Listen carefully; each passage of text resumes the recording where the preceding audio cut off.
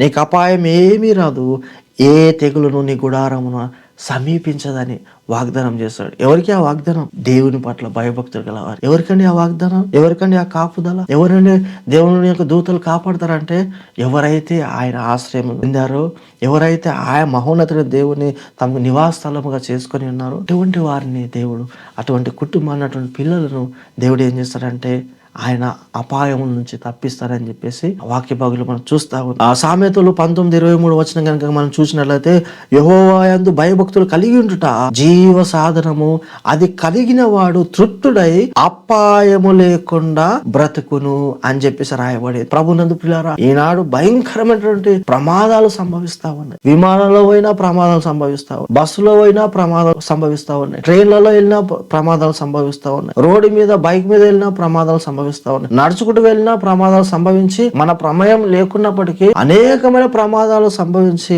మనుషులు భయంకరంగా చనిపోతా ఉన్నారు. అగ్ని ప్రమాదాలు, గ్యాస్ ప్రమాదాలు, ఇవన్నీ కూడా ఏంటి అంటే ప్రమాదాలు. ఇటువంటి వాటి అన్నిటి నుంచి కూడా దేవుడు ఏం చేస్తానంటున్నాడంటే తప్పిస్తాడంట. ఎవరు తప్పిస్తాడు?